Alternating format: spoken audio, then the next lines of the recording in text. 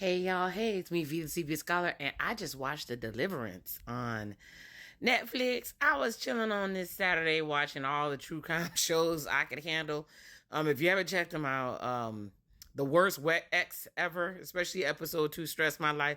But I told myself I was going to watch The Deliverance, was directed by Lee Daniels, and it has Andra Day, Glenn Close, I love you, boo, Monique, Caleb McLaughlin, Omar Epps, Ingenue Ellis, Anthony B. Jenkins, Demi Singleton, Miss Lawrence. You know Lee Daniels got to bring somebody from Star and throw them up in there for no damn reason. And Tasha Smith. So what did I think about the movie? Oh, if you go on my YouTube channel at the CPS Scholar, I'm going to throw my initial reactions to the movie, like as I was looking at it, a couple of scenes from that. But I'm going to talk about what I thought about the movie. So I loved it. I enjoyed the movie a whole lot. Why? Because I am a fan of horror. I am a black girl that loves horror. I know they have a genre about that. And I love the fact that they didn't skimp on the graphics. They even pulled out the Stranger Things graphic, like with the bones cracking and stuff. But unlike, I hate to be pitting directors against each other. Unlike that mess, the Divorce in Black or Divorce in the Black or whatever the heck it's called, this had a plot from beginning to end. The acting was stellar. I thoroughly enjoyed it. Even the kids. Even the kids was on point. My favorite, Andra Day, did her thing. She always does her thing. She's beautiful to me. She emotes. You believe her as a struggling mother. Even though, boy, I said, how many times they gonna say to call each other the B word and it be all super ratchet? But it's about a family that moves into a new house. Apparently, when the movie starts, they bring tension, doom, and fear. They move into a new house. Obviously, something is wrong with the family dynamic. Andra Day has a drinking problem, and her kids are no worse for the wear. They're tore up. The husband went to Iraq. They broke up and they moved into this house in Pittsburgh. And I forgot to say this on Average Joe. I have a special place in my heart for Pittsburgh because I stayed there for a little while. I love pierogies. I stayed in Squirrel Hill. I love the culture. I love everything about the setting. And because the type of science person that I am, I appreciate the architecture and the structural things there. But so I love the setting. But Andra Day comes in. She doesn't play. She's a tough mother, and she is a single mom only because the dad left because she was on shenanigans or whatever. The kids look beat up. They look whooped up. Obviously, they've had troubles because Monique is the basically the DCF worker that come in. Let's give Monique a shout out to Monique and her outfits. If Monique ain't gonna do anything, she gonna dress. She gonna dress. But Andra Day was channeling freaking Precious's mom, which is Monique's character a little bit. When she was getting wild, I was like, dude, you need to chill out. But she be putting hands on the kids. She drinks. And then you have Glenn Close, who is her mother. Glenn Close had that asymmetrical wigs that all the YT women have. When they date the brothers, but why Glenn Close came in with her 27-piece wig and her hot pink bra and her leopard outfits, tearing up the scene and acting down. Why y'all got Glenn Close in here looking ratchet and crazy, but still tearing up the movie and acting her behind off? Glenn Close,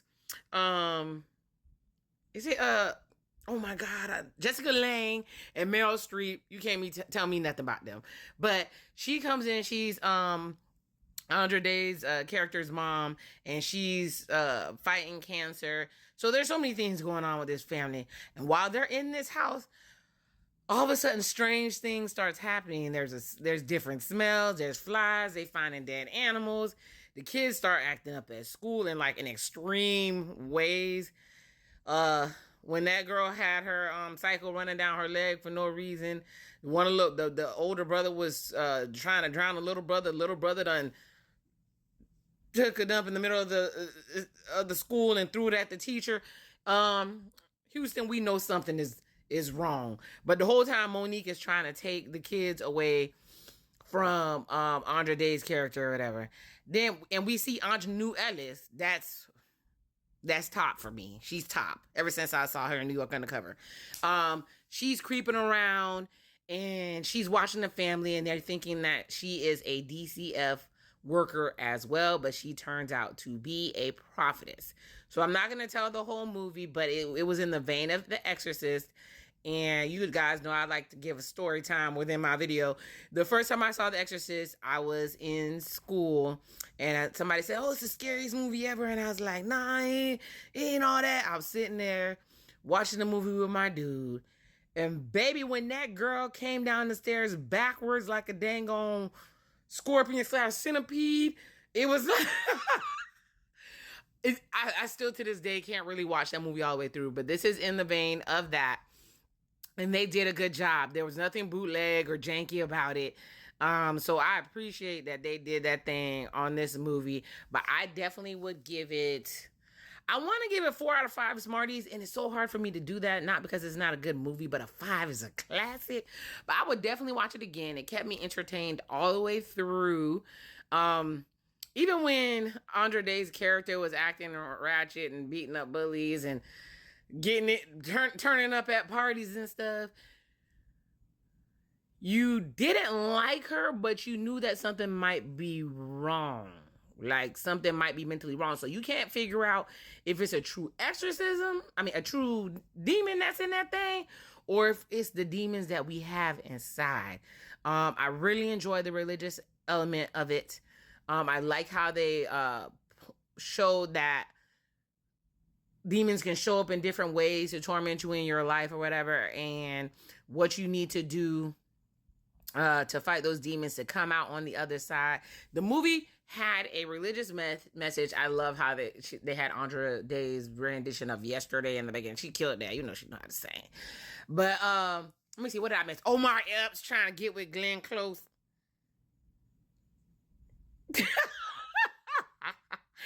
It's almost as bad as I think the dude that plays in Bird Box or whatever, when he was with Sandra Bullock. I think she's a beautiful lady, but baby, it looked like a fine black man was trying to holler at somebody that looked like Michael Jackson after he done did all the stuff to his skin. That's what it looked like in Bird Box to me.